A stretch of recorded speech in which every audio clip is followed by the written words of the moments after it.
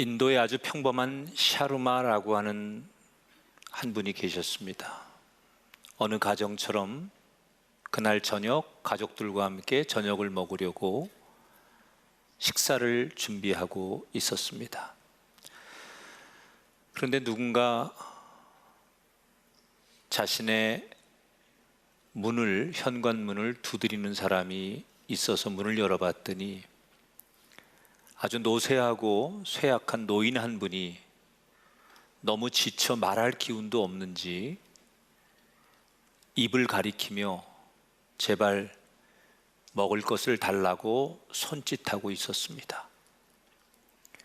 샤르마라고 하는 이 남자는 자기가 먹으려고 했던 그 저녁 음식을 그 쇠약한 노인에게 제공해 드렸습니다. 그런데 다음 날이 되었는데도 전날 자기를 찾아봤던 그 노인의 얼굴이 떠나질 않는 거예요. 그래서 아내와 함께 그 노인을 한번 찾아보자고 공원 여기저기를 오토바이를 타고 찾아다니는데 그 노인을 만날 수가 없는 거예요.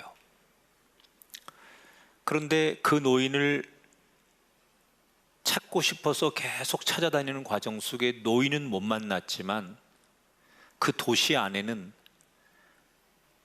굉장히 많은 노숙자들이 이 노인처럼 먹을 것이 없어서 굶고 배고파하는 사람들이 많다는 것을 알게 됐습니다.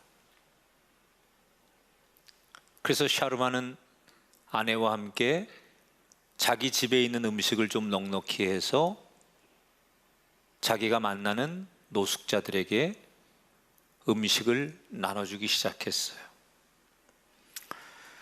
그리고 이 모습을 지켜본 이웃들, 지인들이 나도 조금씩 도와줄게 해서 자신들의 음식을 한 사람, 두 사람 나누는 일에 동참을 했는데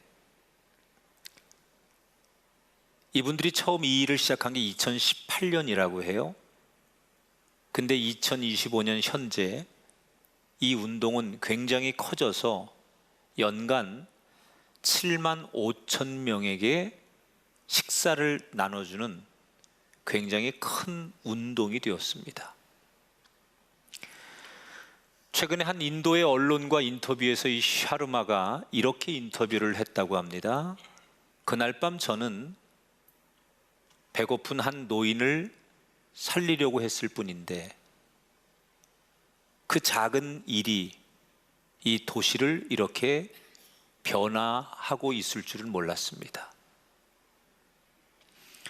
우리는 가끔 개인이 이 거대한 세상을 바꿀 수 있을까요? 그리고 나같이 힘없고 능력 없는 사람이 세상에 영향을 줄 수 있을까요? 이렇게 이야기합니다. 하지만 제가 앞에서 소개한 샤르마의 이야기처럼 세상은 한두 사람만으로도 충분히 영향을 주고 선한 파도를 일으킬 수 있습니다. 하나님께서 저와 여러분에게 가장 원하시는 궁극적인 삶은 바로 이거라고 생각해요. 우리가 세상에 나가서 누군가에게 선한 영향을 줄 수 있는 사람이 되기를 원하세요. 그리고 그 일을 하나님 우리에게 네가 할 수 있다라고 말씀하십니다. 실제로 성경에는 우리가 생각하기엔 저런 사람이 어떻게 세상에게 영향력을 줄 수 있을까라고 생각하는 사람들이 그 세상 한복판의 역사 속에서 영향력을 행사하는 사람들의 이야기가 많이 등장합니다. 그 중에 하나가 오늘 본문의 사도행전 6장의 말씀이에요. 오늘 성경에 등장하는 예루살렘 교회는 이 지구상의 최초의 교회입니다. 오순절 성령의 임재가 임한 후 이 예루살렘 교회는 정말 엄청나게 놀랍도록 부흥을 합니다. 베드로 설교 한 번에 3,000명이 5,000명이 예수님을 믿었어요. 그래서 갑자기 정말 수천 명의 사람들이 모이는 엄청 큰 교회가 된 거예요. 그 사람들이 너무 감동하고 은혜가 깊으니까 이 교회 나오는 사람들이 예배만 드리는 것으로 만족하지 않고 자신들의 재산을 서로 나누고, 특히 교회 안에 어려운 사람들에게 많은 것을 나누어 주는 운동이 벌어졌습니다.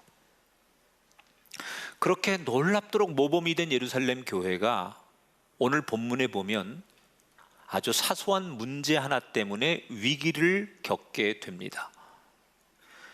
이 예루살렘 교회 안에는 여러 그룹이 모였어요.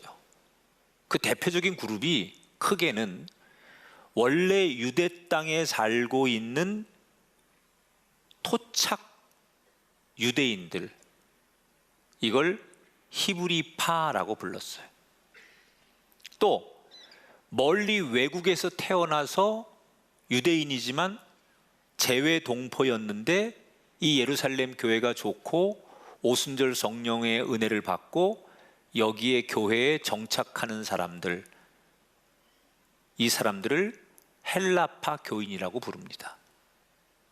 아무래도 원래 그 땅에 살던 히브리파 사람들이 많을 테니 숫자가 많은 그들이 주류가 되고, 외국에서 온 교포들은 비주류파가 되겠죠.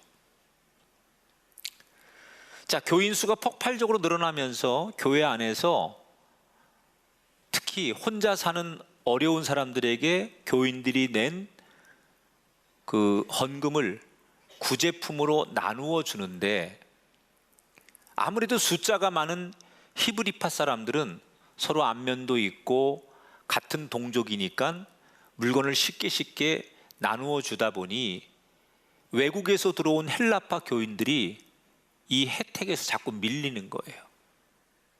이런 일이 자꾸 반복되니까 헬라파 교인들이 불만을 제기하기 시작했어요. 아니, 예수 믿으면 교회 안에는 공평할 줄 알았는데 교회 안에도 차별이 있고, 교회 안에도 은근히 계급이 있고, 교회 안에도 이런 덕스럽지 않은 일이 일어날 수 있느냐, 이러면서 헬라파 교인들이 불만을 제시합니다. 별것 아닌 얘기인 줄 알았는데 그 여론이 점점 커지면서 교회가 시끌시끌하고 자칫 잘못하면 교회가 분열되어서 두동강이 날 수도 있겠다라는 위기까지 갑니다. 너무 사태가 심각하니까 당시에 사도들이 모여서 이 문제를 놓고 회의를 하고 그 회의의 결론을 성경이 소개하죠. 사도들이 어떤 결론을 내리느냐, 너무 교회가 갑자기 커지고 인원이 많다 보니 이런 행정적 오류가 생겼는데 우리 사도들이 이 모든 일을 다 하기에는 너무 버겁다. 우리는 사도들 본연에 기도하고 말씀을 전하는 일에 전념할 테니 이런 소소한 구제하는 일, 나머지 행정들은 다른 지도자들을 뽑아서 그 사람들이 했으면 좋겠다. 단, 이 구제하는 일에 적합한 사람을 뽑는 일은 이번에 소외를 느낀 헬라파 교인들이 추천한 7명을 세우도록 하자, 이렇게 결론을 내린 거예요. 자, 여러분, 이게 무슨 얘기입니까? 일을 분담하고 구제하는 일을 위한 사람을 세우자, 그런 뜻만이 아니라 히브리파 교인들의 수장이었던 사도들이 그동안 자신들이 가지고 있던 권력을 과감하게 나누었다는 것을 의미하는 거예요. 그것도 누구에게? 소수파 헬라파 교인들이 추천하는 7명의 리더들에게 자신들의 권력을 나누어 준다는 뜻이에요. 그러니까 이 문제를 해결하기 위해서 사도들은 자신들이 가지고 있는 당연한 권력에 집착하는 대신 소외당하고 힘없는 헬라파 교인들에게 양보하고 그들의 마음과 그들의 의견을 끌어안았다는 얘기예요. 그랬더니 그동안 상처 있고 마음 아파했던 헬라파 교인들이 어떤 반응을 보이느냐? 오늘 본문 5절에 보니까 온 무리가 이 말을 듣고 기뻐했다. 자, 여러분, 그냥 성경에는 한 문장으로 문제가 잘 해결됐다 이렇게 소개하지만 그 문제가 잘 해결되기까지 그 안에는 많은 숨겨둔 이야기가 있었을 거예요. 자, 예를 들어서 사도들이 좋은 마음으로 헬라파 교인들에게 그러면 당신들이 추천한 사람들 7명을 한번 세워볼 테니 추천하십시오라고 했을 거 아니에요? 그래서 헬라파 교인들이 모여서 누구를 추천할까? 이렇게 서로 토론을 했을 겁니다. 그런데 추천하는 이름들 가운데는 모두가 동의하는 이름도 있었겠지만 몇몇 이름은 난 그 사람 반대요 그러면서 난상 토론이 벌어지는 이름들도 있었을 거예요. 그 과정에서 자기 의견이 반영되지 않아서 서운하거나 섭섭한 사람도 있을 수 있고 또 그런 의견을 조율하다가 자기들끼리 충돌할 수도 있는 상황이 헬라파 교인들 안에서도 얼마든지 일어날 수 있었겠죠. 그런데 조금 전에 읽어드린 5절의 말씀처럼 온 무리가 다 기뻐했다라는 것은 분명히 그런 상황이 있었을 텐데 헬라파 교인들도 내가 추천한 사람이 되지 않고 내가 미는 사람이 되지 않았어도 충분히 양보하고 한 발씩 물러나면서 이 문제를 아름답게 마무리했다는 거예요. 그래서 이 예루살렘 교회가 오늘 7절에 보니까 하나님의 말씀이 점점 왕성하여 예루살렘에 있는 제자의 수가 더 심히 많아지고 심지어 허다한 제사장의 무리도 이 도에 복종하니라. 교회가 한동안 분열의 위기에 빠져서 어려운 때도 있었지만 그걸 잘 봉합하고 위기를 극복하자 교회는 이전보다 더 놀랍게 부흥하고 이 예루살렘 안에서 가장 영향력이 있는 그 공동체가 되다 보니 나중에는 유대교의 제사장들도 개종을 해서 예수를 믿는 사람들이 많아졌다는 거예요. 한마디로 말해서 예루살렘 교회는 당시에 그 큰 도시 안에서 종교와 상관없이 세상 사람들을 뒤흔들 수 있는 선한 영향력의 공동체가 되었어요. 그런데 그 거대한 결론이 나기까지 그 시작점은 무엇이냐? 위기의 순간 히브리파 사도들이 헬라파 교인들에게 한 발 양보하고 관용하고 그 약자를 끌어안는 것. 또 헬라파 교인들은 내 의견이 반영되지 않았을지라도 우리 모두를 위해서 수용하고 인정하고 그 의견을 받아들이는 것. 저는 이 사도행전 6장의 이야기가 2000년 전 예루살렘 교회에서 있었던 사건이지만 지금 우리 시대에 우리 사회에 주는 중요한 메시지라는 생각이 들었어요. 어떻게 하면 우리가 정말 서로가 온 국민이 또 온 이 지구촌이 조금씩 양보하고 서로가 서로를 세워주는 사랑과 통합하는 세상을 만들 수 있을까? 여러분, 인간이 갖는 모든 가장 원대한 꿈, 또 기본적인 꿈이 뭘까요? 내가 살고 있는 삶의 자리가 다툼이 없이 사랑함으로 살아가는 자리를 제일 원하지 않겠습니까? 여러분, 어떤 가정이 제일 부럽던가요? 돈 많은 가정이요? 세상적으로 성공한 가정이요? 아닙니다. 평범하지만 서로를 위해주고 가족끼리 사랑하고 신뢰하고 오랫동안 그 가정이 행복해 보이는 가정을 제일 부러워하는 거예요. 요즘 현대인들이 어떤 일터를 제일 부러워할까요? 그 회사가 월급 많이 주고 무슨 휴가 무슨 뭐 조건 많이 주는 회사가 아니고요. 그 회사는 참 평안하고 그 회사는 멤버십들이 참 좋아서 서로 인격적으로 대우하면서 일하는 회사를 모두가 부러워합니다. 제가 밖에 나가면 목사님들 많이 만나잖아요. 근데 한국교회 목사님들이 저를 부러워하는 분들이 있어요. 뭘 부러워하느냐? 제가 이 교회를 개척해서 지금 30년 넘게 목회를 하잖아요. 이걸 너무 부러워하시는 거예요. 이야, 한 교회를 30년 넘게 그 교회를 개척해서 목회하는 목사님 너무 부럽다는 거예요. 왜? 그 교회가 서로 존중하기 때문에 30년 넘게 이 교회 목회를 할 수 있는 거 아니겠느냐. 그러니까 다른 목사님들이 볼 때는 그 교회가 평화롭고 그 교회가 다툼이 없는 교회가 제일 좋은 교회라고 부러움의 대상이 된다는 거예요. 호주에 퀸즈랜드라고 하는 공과대학이 있는데 이곳에서 연구진이 지난 2024년도에 48개 나라 1112명의 부부를 대상으로 설문조사를 했어요. 근데 이 부부는 한 가지 공통점이 있습니다.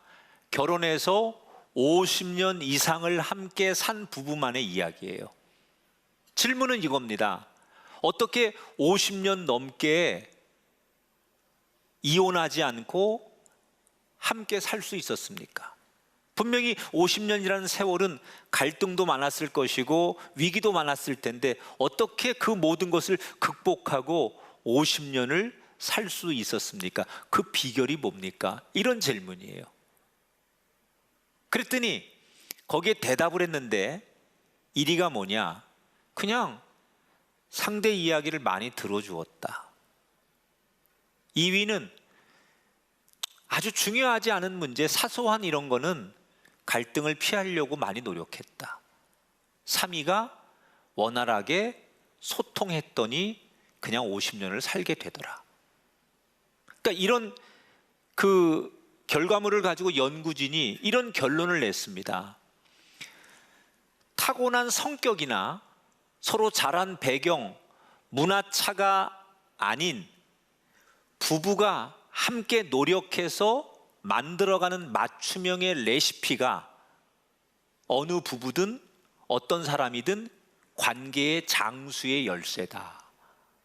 다시 말하면 나하고 성격이 다르고 기질이 다르고 전혀 자라온 배경이 달라도 그런 사람끼리 만났을지라도 서로가 잘 들어주고 사소한 것은 별로 중요하지 않은 문제 가지고 부부끼리 뭘 다투고 그런 것보다 그런 사소한 문제는 이해하고 양보하고 끌어안았더니 안 맞을 것 같은데 50년 넘게 살아오고 모두가 부러워하는 장수 부부가 되더라. 근데 여러분, 이런 부부라고 해서 남편이고 아내고 중간에 화나고 섭섭하고 분노가 올라올 때가 없었을까요? 있었겠죠. 그럼 그들은 어떻게 했을까? 영국의 세인트 앤드류스라고 하는 대학교에서 이런 발표를 합니다. 오랜 인간관계를 갖기 위해서 꼭 우리가 써야 될 그 방법 중에 하나가 5초의 멈춤이라는 게 있다. 이 대학교에서 이런 시험을 합니다. 사람이 아주 화가 나고 상대에 대해서 불쾌하고 그리고 또 상대에 대해서 막 분노의 감정이 올라올 때 그걸 표현하기 전에 5초간을 참게 만드는 거예요. 딱 5을 셀 때까지만 그 기분 나쁜 감정, 불쾌한 감정을 5초를 참고 표현을 멈추게 했더니 대다수의 불쾌하거나 분노의 감정들이 5초 사이에 가라앉더라는 거예요.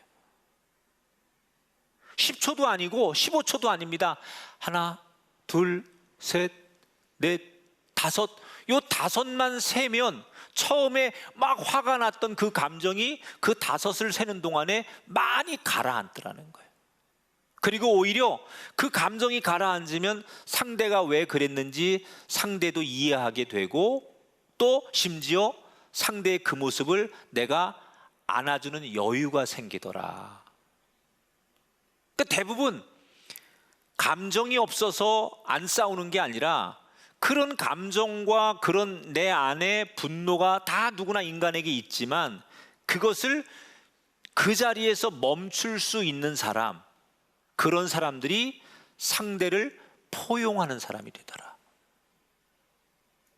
여러분, 하나님이 어떤 사람을 결국은 주인공으로, 시대에 영향력 있는 사람으로, 복의 사람으로 쓰시느냐? 양보하는 사람이에요. 아브라함과 조카 롯 이야기입니다. 이 두 사람이 이민을 와서 삼촌하고 조카가 서로 의지하고 열심히 살아가죠. 그 당시 최고로 그들이 할 수 있는 가치 있는 일이 목축업이니까 서로 목자들을 두고 많은 양들을 키우는 거예요. 그런데 한정된 땅에서 가축을 키우다 보니 아무래도 이 일꾼들 사이에 갈등이 생깁니다. 이것이 아브라함과 롯의 문제이기도 해요. 근데 여러분, 상식적으로 설사 그렇다 할지라도 조카가 아버지 같은 삼촌한테 대들 수 있거나 함부로 말할 수 없는 게 사실 아닙니까?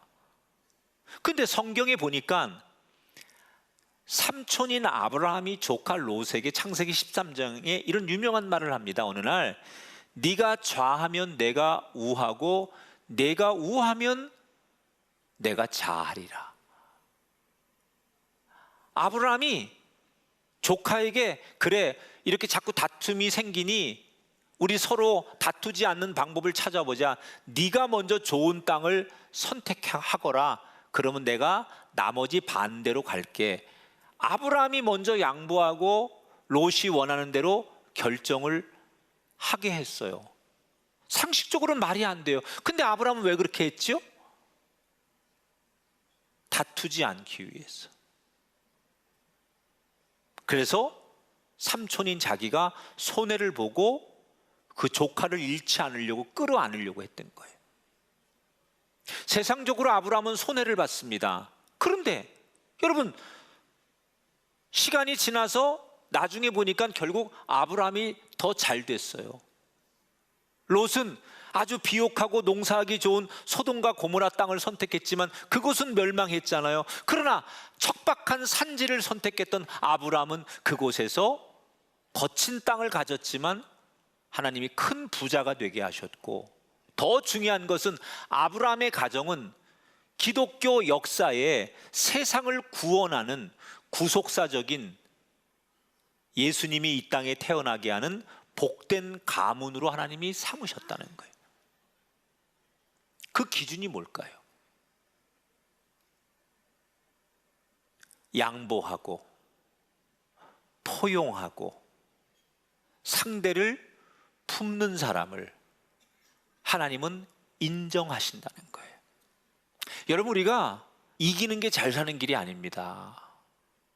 우리는 막 요만한 것 앞에서도 이겨보려고 아둥바둥거리고, 근데 우리가 다 지나고 보면요, 이기는 건 내가 아둥바둥거린다고 되는 게 아니고 전적으로 하나님 손에 달렸더라고요.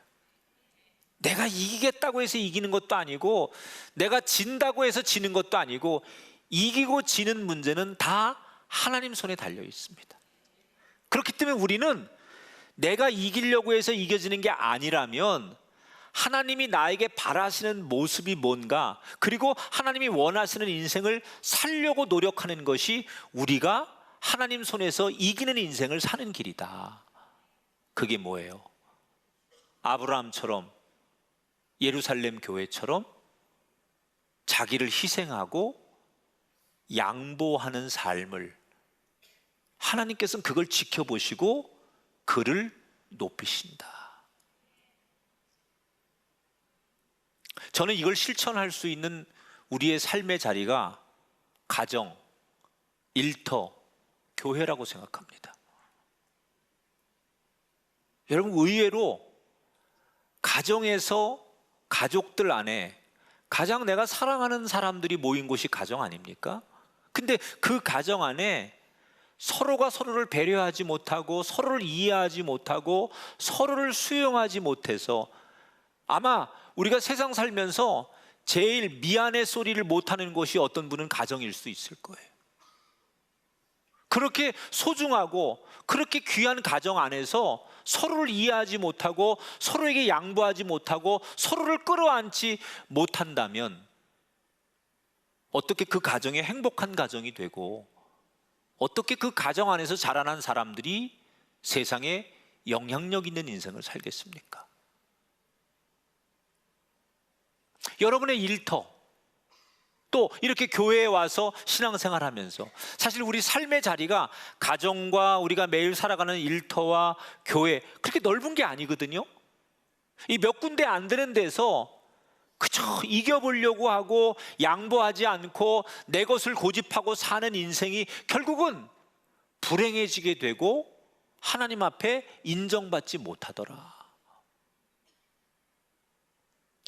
하나님이 꼭 그 시대마다 사용하시는 영향력이 있는 인생이 되는 사람의 첫 번째 공통점은 자신의 삶을 내려놓을 줄 알고 양보할 줄 아는 사람. 저는 이 하나님의 지혜를 우리가 가슴에 담고 살아가게 되기를 축복합니다. 자, 이렇게 예루살렘 교회는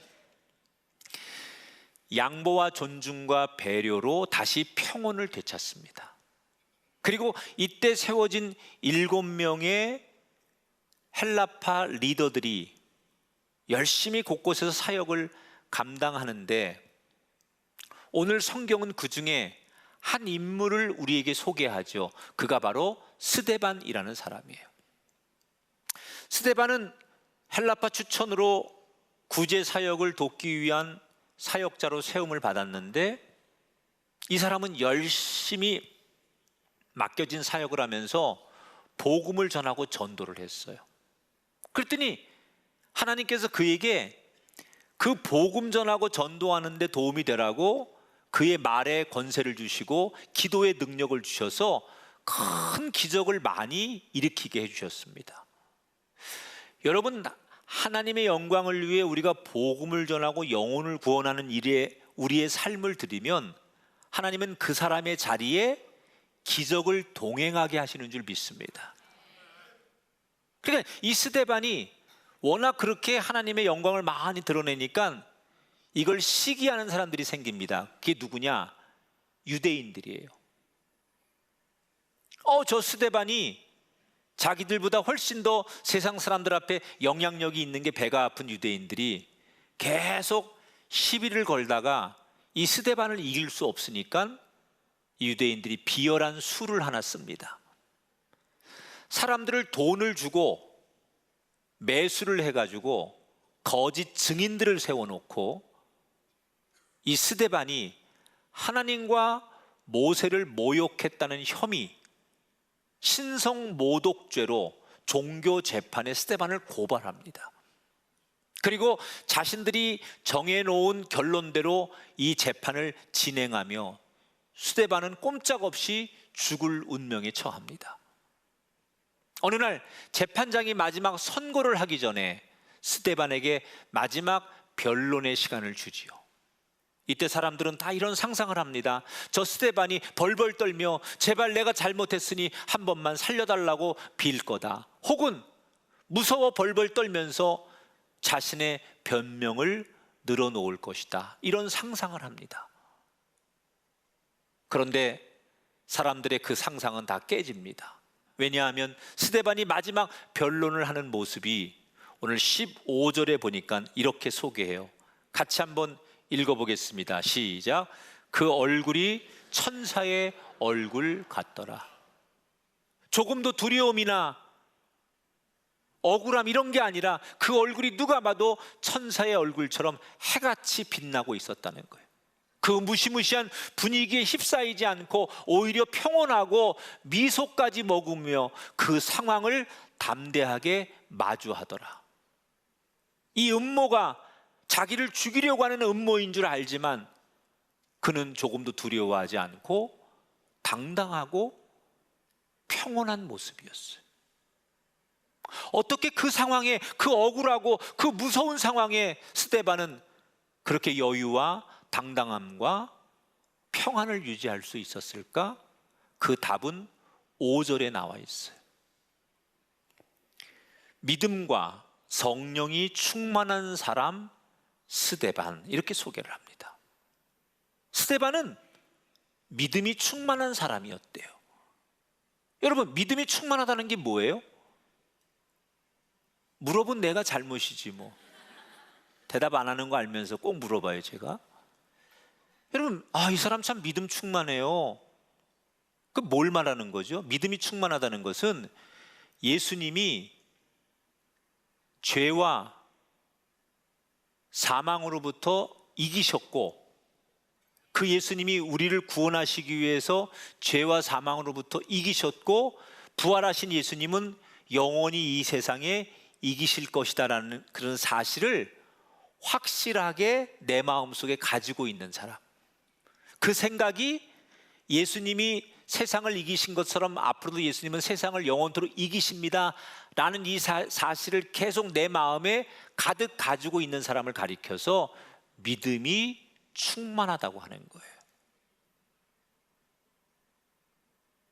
스데반은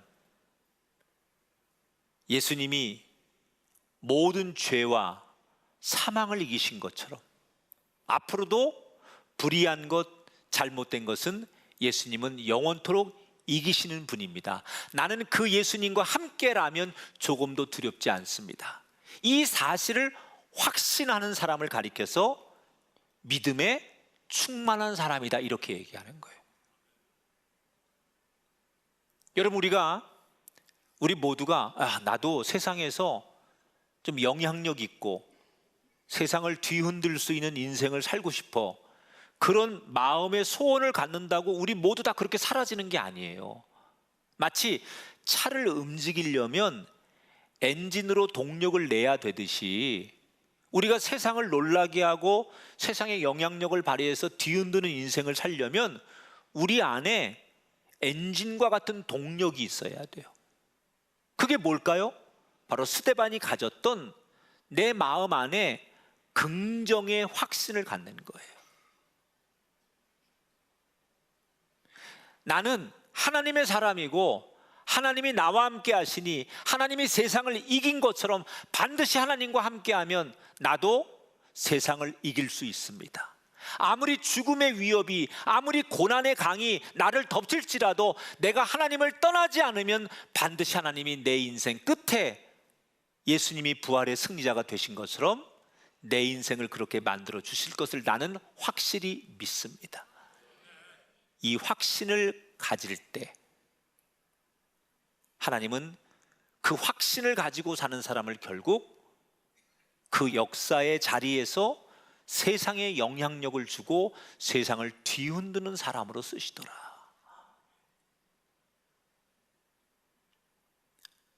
다윗이 골리앗 앞에 나가기 전에 지금 모든 사람들이 골리앗을 두려워합니다. 그런데 다윗이 출전을 자원합니다. 내가 나가겠습니다. 사람들은 상식적으로 저거 너무나 무모한 짓이라고 생각합니다. 그런데 다윗이 자기 나름대로 근거가 있었어요. 그래서 그는 이렇게 확신 있게 소리를 칩니다. 사무엘상 17장 37절에 보니까 여호와께서 나를 사자의 발톱과 곰의 발톱에서 건져내셨은즉 나를 이 블레셋 사람의 손에서도 건져내실 것이다. 그는 뭐예요? 믿음이 충만한 거예요. 하나님이 함께 하시는데 내가 저 골리앗 앞에 질 이유가 뭐가 있냐? 다윗은 확신하는 거예요. 결국 하나님이 이긴다는 믿음으로 승리를 확신하고 그래서 전투에 나섰고 결국 물맷돌 하나로 그는 위대한 승리를 거둡니다. 아무것도 아닌 다윗이 그 골리앗을 무너뜨림으로 인해서 이스라엘을 뒤흔드는 최고의 영향력 있는 영웅이 됩니다. 다윗이 원래부터 뛰어난 사람이거나 다윗이 원래부터 대단한 용사가 아니지 않습니까? 아무도 인정하지 않는 주머니에 돌 하나밖에 없는 평범하다 못해 너무 연약한 존재지만 자신 안에 하나님이 함께하면 뭐가 두려워? 라는 그 믿음의 확신이 하나님이 그를 그 시대 앞에 들어설 수밖에 없게 만드셨다는 거예요. 하나님은 지금도 이 시대 다윗을 찾고 계십니다. 원래 대단한 장군 다윗이 아니라 들판에서 양을 치고 아무도 주목하지 않는 평범하기에 그지없는 그런 사람들, 아무도 주목하지 않고 그저 일상을 조용히 살아가는 사람들 가운데 다윗처럼 내 삶의 자리에서 하나님이 함께 하시니 난 두렵지 않습니다, 이 확신이 있는 사람을 하나님은 지금도 찾고 계신다는 거예요. 여러분의 가정과 일터에 이 다윗의 확신이 있는 인생이 여러분이 되시길 축복합니다. 미국에 파멜라라고 하는 40대 여성이 있었습니다. 2018년 10대 아들을 키우고 있던 이 파멜라라는 여성이 어느 날 건강검진을 하다가 대장암 3기 진단을 받습니다. 급하게 암덩어리를 제거하는 수술을 받고 몸이 잘 회복이 되고 있었는데 몇 주 뒤 파멜라는 충격적인 진단을 연이어 받게 됩니다. 암세포가 간에 전이되었다는 거예요. 이 소식에 파멜라는 한없이 절망하고 세상을 원망하기 시작합니다. 특히 이제 어린 이 아들을 두고 내가 떠날 수 있다는 죽음의 두려움에 휩싸이니까 그동안 잘 견뎠던 그리고 호전되었던 그의 몸도 더 망가지기 시작했어요. 그리고 병세가 더 심해지면서 이대로 가면 죽을 수밖에 없는 상황. 그때 파멜라는 결단을 내립니다. 지금 이 상황에서 내 힘으로 할 수 있는 건 아무것도 없는데 내가 맡기고 기도하자. 그리고 이 절망 속에서 내가 의지할 수 있는 분은 하나님밖에 없으니 이제는 모든 걸 맡기고 기도하자. 그래서 그 병상에서 파멜라는 매일 간절히 기도하고 병원에서 찬양을 부르기 시작해요. 어느 날 이 파멜라가 그날도 기도하는데 자기 눈앞에서 놀라운 일이 일어납니다. 어떤 빛이 자기 영혼 깊숙이 들어오더니 하나님의 분명한 메시지가 임합니다. 네가 치유돼서 살든지 죽어서 천국을 가든지 내가 너를 반드시 이기게 할 것이다. 이 순간 파멜라는 죽음에 대한 두려움에서 벗어나고 그 자리에서 무릎을 꿇고 눈물로 감사를 해요. 그리고 이때부터 파멜라는 모든 결과를 하나님께 맡기며 적극 치료에 임합니다. 2019년부터 믿음의 확신과 은혜를 팟캐스트로 나누기 시작했어요. 그런데 의사들이 깜짝 놀라는 거예요. 이 파멜라의 몸에 도저히 의학적으로는 불가능하다 싶을 정도의 회복이 일어나기 시작했어요. 그때부터 이 파멜라는 자신의 과정을 책으로 쓰고 그리고 계속해서 기도와 찬양을 하면서 암과 싸움을 이겨나갑니다. 그리고 2달 전 2025년 6월 병원으로부터 암이 완전히 사라졌다는 판정을 받습니다.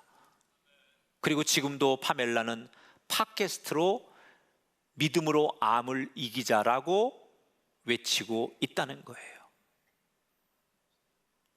그가 하나님을 붙잡았을 때 하나님이 확신을 주시고 이겨낼 힘을 주셨다는 거예요. 혹시 이 자리에 세상이 두려운 분이 있습니까? 그런 분들이 오늘 이 예배 이후에 여러분 삶의 자리에 돌아가면 이렇게 고백했으면 좋겠어요. 한번 따라합시다. 하나님이 나와 함께 하시니 반드시 이길 것입니다. 한 번 더 따라하겠습니다. 하나님이 나와 함께 하시니 내게 더 이상 두려울 것은 없습니다.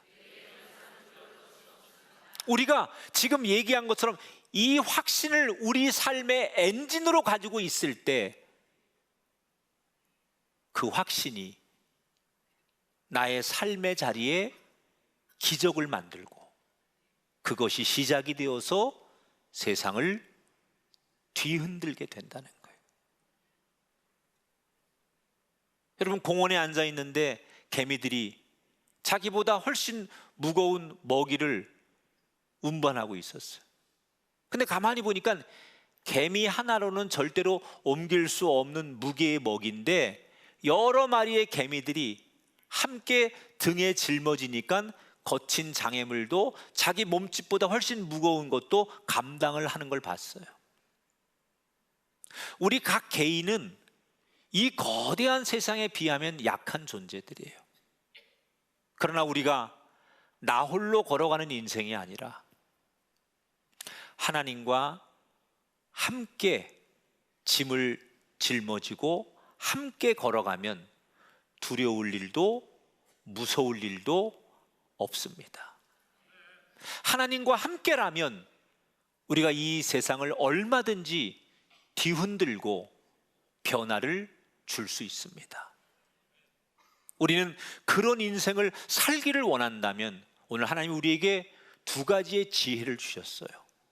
우리가 살아가는 동안에 너무 이기려고 하지 마라. 아둥바둥 이게 전부인 것처럼 이 사람을 이겨야만, 이 사람은 콧대를 납작하게 해주고 내가 생각한 대로 이 사람을 짓밟아야 내 인생에 행복할 거라고 착각하지 말아라. 오히려 하나님이 원하시는 건 그건 유혹이라는 거예요. 한 발짝 물러나고 먼저 그 사람을 안아주는 인생이 되라. 하나님은 절대로 그런 사람을 버리지 않아요. 내 마음속에 나는 창조주 하나님과 함께하는 인생이고 그 하나님은 영원토록 승리자이기 때문에 나는 그 하나님을 믿고 그 하나님을 의지하고 살기 때문에 무슨 일을 만나도 두렵지 않아. 적어도 여러분이 믿는, 여러분이 예배하는 하나님에 대해서 그 정도 확신을 가지고 우리가 세상에 도전하면 시대는 달라도 상황은 달라도 아브라함처럼 예루살렘처럼 하나님은 여전히 우리가 세상을 뒤흔드는 그 한 사람이 되게 할 줄 믿습니다. 우리 오늘 이 하나님 주시는 말씀을 형상적인 말씀이 아닌 우리 삶의 영혼의 양식으로 받아들이시고 육체적 양식만 중요한 건 아니잖아요. 내 영혼에 살아갈 양식, 그 하나님이 주시는 양식으로 받아 먹음으로 여러분 영혼이 살고 그 영혼이 강건하여져서 여러분의 육신과 삶의 기적이 나타나게 되시기를 주님의 이름으로 축원합니다.